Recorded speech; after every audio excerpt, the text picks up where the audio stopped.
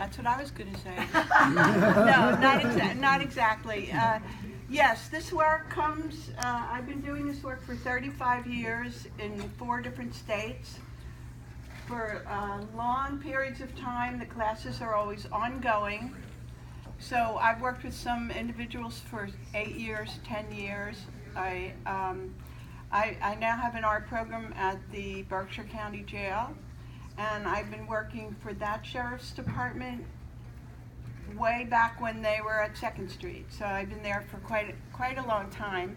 I do not give conventional art instruction, because what I want to get at is for people to discover parts of themselves that they have never known existed and never had opportunity to express themselves. So I don't usually use the term express yourself, because my question is, what part of yourself are you expressing? I'm not talking about getting your rage out by putting black and red, slapping the paper with black and red and getting your anger out. What I'm talking about is slowing down. I disallow anything traditional or cliche or victim inspired by a person's own victimization, because I'm demanding the highest possible quality, which ultimately comes from a place that is ineffable.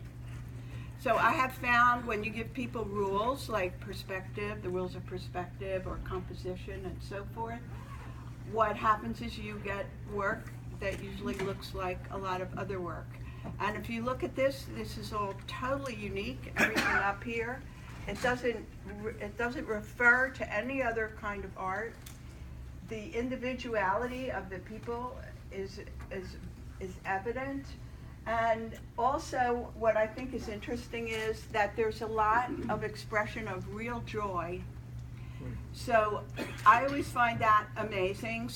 This man had been inside for 15 years. He was one of the first people I met when I started this work in Oklahoma.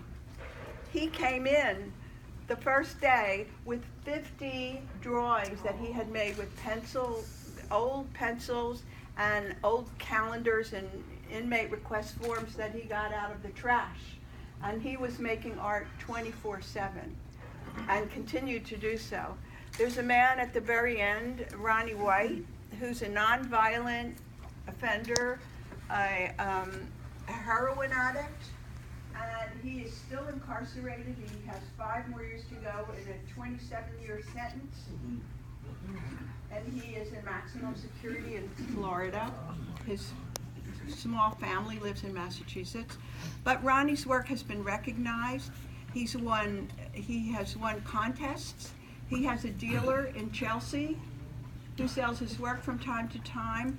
Almost all of these folks have been represented by important galleries, mostly in Soho and Chelsea, in a field of art that they call outsider art, which the label is debatable.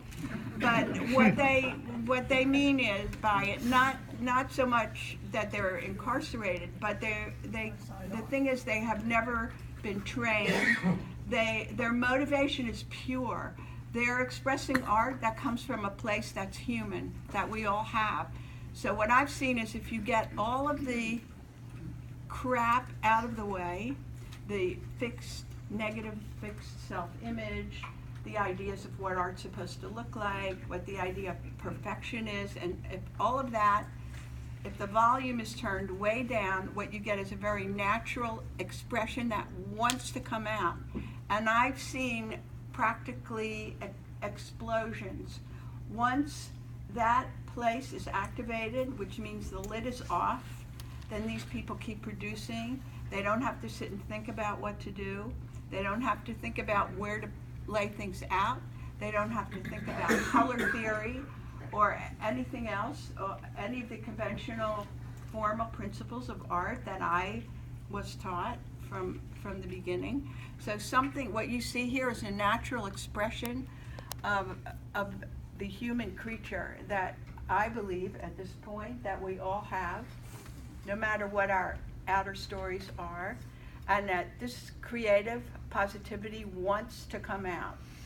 So that's the way I work, and then I think you can see by what happens, what has happened here, that these people are not resisting, they're not trying to get anything out of it, they're not trying to look good, and they may not even think of themselves as artists.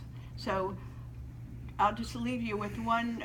Not very long ago, a man had made a landscape, and I kept sending him back because it wasn't quite finished, and I sent him back 3 times to keep working on it. And when he came back, I won't forget this. This was a grown man holding this beautiful, beautiful landscape that he had made with tears in his eyes, and he kept repeating himself, I can't believe I did this.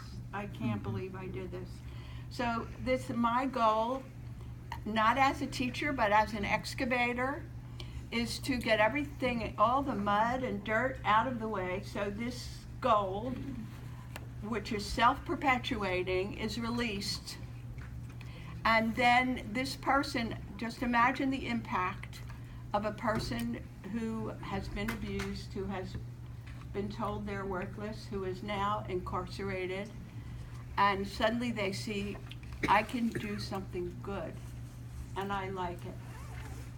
And so that's the short version. Be sure to